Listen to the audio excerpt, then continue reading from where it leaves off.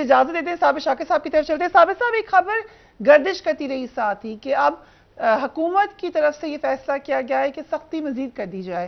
اگرچہ سختی تو بڑے عرصے سے چل رہی ہے پی ٹی آئی کی، لیکن اور کچھ پی ٹی آئی کے لوگوں نے بھی یہ پھر سورسز کے تھرو کنفرم کیا کہ لگ رہا ہے کہ گرفتاریاں ہوں گی.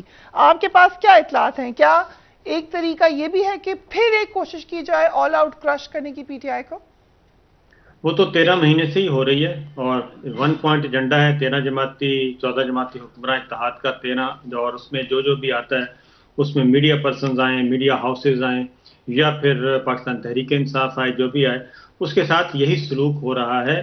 اور اسی وجہ سے ہی یہ جو تلخیوں کا ذکر ہو رہا ہے، یہ تلخیوں کی وجہ بھی وہ ہے کہ آپ نے ایک پولیٹیکل پارٹی کو، ایک پولیٹیکل لیڈر کو، اور جس کے بارے میں بھی آپ کو شبہ ہوتا ہے کہ یہ ان کے نیریٹو کے ساتھ ہے، آپ ان کے ساتھ پچھلے 13 ماہ سے ظلم و ستم کر رہے ہیں، نہ کوئی آئین کو مان رہے ہیں، نہ قانون کو مان رہے ہیں.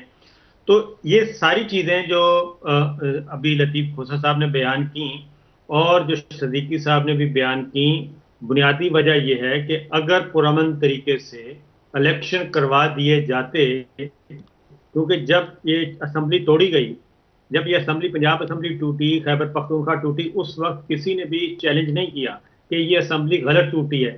اس وقت تو اسی حکومت نے بڑی خوشی کیئر ٹیکر سیٹ اپ بنایا اور اس کا حصہ بن گئے، اور 90 دن کے الیکشن اس کے بعد پھر آتا ہے یہ جو الیکشن کمیشن آف پاکستان کی، میں شوکت صدیقی صاحب سے بڑی احترام کے ساتھ، الیکشن کمیشن آف پاکستان نے ہی تو سارا فساد کھڑا کیا ہے. یہ تو سارے کا سارا الیکشن کی طرف جا رہے تھے. یہی تو وہ کہہ رہے ہیں کہ الیکشن کمیشن کو آپ نے مائنس کر دیا اور اس کو پارلیمان ورسز جوڈیشری بنا دیا. تو یہ اصل مسئلہ یہ ہے کہ الیکشن کمیشن آف پاکستان ہی تو فساد کی جڑ ہے، اور وہی تو پارٹ اینڈ پارسل اس کا بن گیا، حکومت کا حصہ بن گیا، اور اسی نے تو ہی الیکشن نہ کروانے کی پہلے تہیہ کیا ہوا ہے. اور پہلے اس نے 9 اور 10 اپریل کی درمیانی جب یہ رجیم چینج جب ہوا، جب ڈپٹی اسپیکر کی رولنگ ہے، اس وقت الیکشن کی طرف جا رہا تھا. الیکشن کمیشن آف پاکستان گیا ادھر کہ جی ہماری تیاری نہیں، ہماری تیاری ہوگی اکتوبر میں. پچھلے سال وہ اکتوبر بھی گزر گیا. اس کے بعد اب جو ہے اب بھی وہ الیکشن کروانے کے لیے تیار نہیں ہے، کیونکہ شاید کوئی اور پیچھے ہڈن ایجنڈا ہے اور کوئی مثبت نتائج تیار کیے جا رہے ہیں. تو یہ ایک پوری کی پوری ایک میلا فائڈی چل رہی ہے پیچھے. اس میلا فائڈی کے سارے حصے دار ہیں، یہ سارے اس کے شراکت دار ہیں جو کچھ بھی ایک سکرپٹ تیار کیا ہوا ہے. اس لیے آئین تو ایک طرف چھوڑ دیا گیا ہے. آئین تو یہ 14 مئی کے بعد الیکشن اگر نہیں ہوتا، ایک بات کلیئر کر دوں کہ چیف جسٹس آف پاکستان جو ہیں وہ بڑا ہی سخت آرڈر پاس کریں گے. سپریم کورٹ کا یہ فل بینچ انتہائی سخت آرڈر پاس کرے گا، انتہائی سخت آرڈر. اس پہ امپلیمنٹ کرنا ہے نہیں کرنا یہ پھر آگے فردر دیکھیں گے. اور اس کے بعد مزید پتہ چلے آپشن ہے کہ ایک آرڈر پاس ہو اور اس پہ امپلیمنٹیشن نہ ہو، تو اس میں پتہ چل جائے گا نا کہ کون اس سارے کھیل کا حصہ. Right gentleman, if you allow me, کیونکہ ہمارے پاس 5 منٹ رہ گئے ہیں، بہت معذرت کے ساتھ میں چاہتی ہوں کہ ہم ارشد شریف کے اوپر ضرور ڈسکس کر لیں. ضرور کر لیں. اف یو الاؤ می، کیونکہ شوکت صدیقی صاحب یہاں پہ بیٹھے ہوئے ہیں. آئی کم ٹو یو ثابت شاکر صاحب. ہم نے ابھی یہ دیکھا کہ پریس کلب میں فریڈم آف پریس ڈے بھی ارشد شریف کے حوالے سے بنایا گیا، لیکن وہاں پہ بھی آپس میں جھگڑا ہو گیا. آپ کو کیا نظر آ رہا ہے کہ ارشد شریف کے کیس میں کہاں پہ معاملات بہتر ہو سکتے ہیں؟ میرا خیال ہے کہ ایک بات کروں گا شوکت صدیقی صاحب کے ساتھ بساد احترام. انہوں نے ARY کا بھی ذکر کیا اور اشارہ ان کا میری طرف ہی تھا. بہت اچھا ہوتا ہے اگر شوکت صدیقی صاحب تحریری طور پہ یہ ساری باتیں اپنے چیف جسٹس کو بیان کرتے جو ان پہ پریشر تھا. لیکن صدیقی صاحب نے اپنے چیف جسٹس کو رپورٹ نہیں کیا، بلکہ وہ ایک جلسہ کہہ لیں، ایک تقریب کہہ لیں، جلسہ کہہ لیں، وہاں پہ انہوں نے گفتگو کی. صابر شاکر صاحب پنجابی کی اصطلاح سن لیں، آپ کو شاید یہ بات نہ کرنی پڑے کہ جو جال جاندا ہے نا وہ ماچھی نہیں جاندا. آپ کو کیا پتا کہ میں نے اپنے چیف جسٹس سے باتیں کی ہیں یا نہیں کی؟ سنیں سر، سنیں، صدیقی صاحب کو ایک تو خراج تحسین پیش کیا جانا چاہیے اس مسئلے پہ کہ وہ پاکستان کے واحد وکیل ہیں جنہوں نے شہید ارشد شریف کا کیس لیا اور ہمت پکڑی. اللہ تعالیٰ ان کو مزید استقامت دے، ہمت دے. اور اس سلسلے میں سمجھتا ہوں کہ ابھی بہت ساری چیزیں، فیکٹ فائنڈنگ ٹیم جو ہے اس کی رپورٹ میں بہت ساری چیزیں آ چکی ہیں، وہاں سے سلسلہ شروع ہونا چاہیے. پھر اگلی بات جو لاسٹ کورٹ آرڈر ہے، جو اس میں جو سوالات اٹھائے گئے ہیں وہ بڑے ویلڈ کوشچن ہیں کہ شہید ارشد شریف کا جو قتل ہے وہ پاکستان کے اندر سے شروع ہوتا ہے اور مرڈر ہوتے ہیں وہ کینیا میں، لیکن اس کے تانے بانے پاکستان میں ہیں.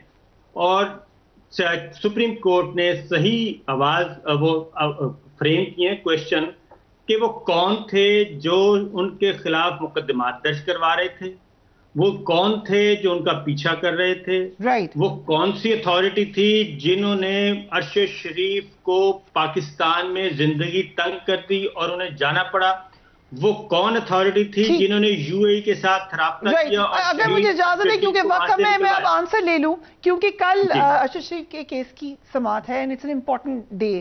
جے آئی ٹی نے سپریم کورٹ میں یہ کہا تھا کہ انہیں کینیا اور دبئی سے کوئی مدد نہیں مل سکی، پھر ایک رپورٹ اور جمع کروائی. اب آپ کو کوئی پروگریس نظر آئی کہ اس حوالے سے کہ سپریم کورٹ نے سرٹن ڈائریکشنز ایشو کی تھیں اور as an alternate supreme court نے یہ بھی اندیا دیا تھا کہ اگر ہمیں باہر سے کوآپریشن ایکسٹینڈ نہیں ہوتا تو we may opt to constitute a judicial commission. چونکہ اس جوڈیشل کمیشن کے حوالے سے محترمہ جو ارشد شریف صاحب کی والدہ محترمہ ہیں، انہوں نے سب سے پہلے سپریم کورٹ سے یہی ریکویسٹ کی تھی اور پھر پرائم منسٹر نے بھی سپریم کورٹ کے چیف جسٹس کو یہی خط لکھا تھا کہ جی اس پر جوڈیشل کمیشن کانسٹیٹیوٹ کیا جائے. اب یہ کل کیونکہ ابھی ہمیں جے آئی ٹی رپورٹ چونکہ شاید فیکٹ فائنڈنگ رپورٹ کچھ لیک ہو گئی تھی اور اس کے بعد پریکاشن کے طور پر سپریم کورٹ نے ابھی جے آئی ٹی کی کاپیز یا کسی کو پیروزل کی اجازت نہیں دی ہوئی. کل ہم کورٹ سے ویسے ریکویسٹ تو کریں گے کہ ہمیں پیروزل کی اجازت دے دی جائے.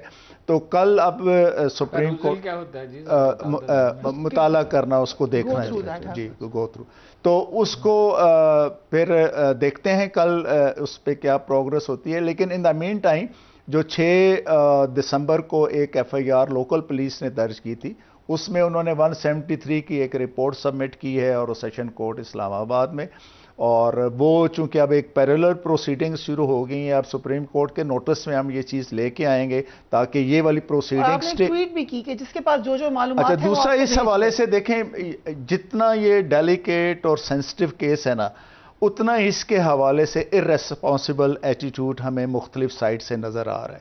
ایک دفعہ وہ جو ان کی اہلیہ اور رؤوف کلاسرا صاحب کے درمیان سوشل میڈیا کے اوپر اسی حوالے سے لڑائی چل رہی تھی، وہ میں نے ان کی منت کی کہ خدا کا نام ہے آپ کی اگر کہیں ہے کہ بیٹھ کے کر لیں، اس طرح کیس ہمارا ڈیمیج ہوتا ہے. کسی بھی کیس کے حوالے سے، یہ کھوسا صاحب ہمارے اساتذہ میں سے ہیں کرمنل سائٹ پہ، کسی بھی کیس کے حوالے سے جتنے ڈفرینٹ ورژنز آتے جائیں گے اتنا ہی الٹیمیٹلی ایکیوز کو فائدہ ہوتا جائے گا.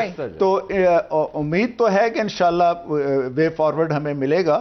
یہ 3 ممالک میں ظاہر ہے اس کیس کے ٹریسز ہیں. پاکستان میں کنسپائریسی اگر ہوئی، دبئی میں کسی نے فیسیلیٹیٹ کیا، پھر ایگزیکیوشن جو ہے کینیا میں ہوئی. This is not an ordinary case. اس کیس کو لینے کے بعد تو کوئی پریشر نہیں ہے یہاں پہ؟ نہیں الحمدللہ میرے اوپر کوئی پریشر نہیں ہے، اور جو پریشر ڈالنے والے ہیں ان کو پتا ہے کہ یہ پریشر نہیں لیتا. سو ہارون صاحب واٹ ڈو یو تھنک؟ ویسے میں ایک بات کہتا ہوں، کوئی اس میں کوئی ذاتی وہ نہ لے، جو میں نے پہلے کہا تھا غلطی ہو جائے تو مان لینی چاہیے. ہم سب نے غلطی کی جیسے شوکت صدیقی صاحب کے معاملے میں، اور وقت جو ہے وہ چیزوں کو واضح کر دیتا ہے، اجاگر کر دیتا ہے، تو یہ تسلیم کرنا چاہیے. اور میرا نہیں خیال کہ یہ ان کے ساتھ کوئی بدقسمتی ہوئی، انہیں ونڈیکیٹ کر دیا وقت نے اور ان کی توقیر میں اس سے اضافہ ہوا ہے، اور یہ بڑی بہادری کی بات ہے. ہم سب ان کے مشکور ہیں. ہمارے بھائی کے ساتھ کو قتل کیا گیا اور وہ ایک بڑا ہی قیمتی ٹروتھفل آدمی تھا، اور اس میں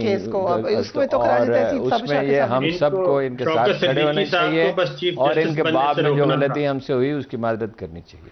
آپ کیا کہہ رہے ہیں صابر شاکر صاحب؟ میں نے کہا جسٹس شوکت صدیقی صاحب کو چیف جسٹس بننے سے روکنا تھا اور اسی لیے ان کے ساتھ یہ ہوا. اور لیکن میں اپنی ایک بات پھر بھی کہوں گا کہ اگر یہ پراپرلی رپورٹ کر دیتے تو میرا نہیں خیال تھا کہ کسی کی ضرورت مگر اس کا تو کوئی جواز نہیں تھا نا، ان پہ تنقید کی جاتی ہے. آپ سب کی رائے محترم ہے. وہ ایک ٹیکنیکل بات ہے.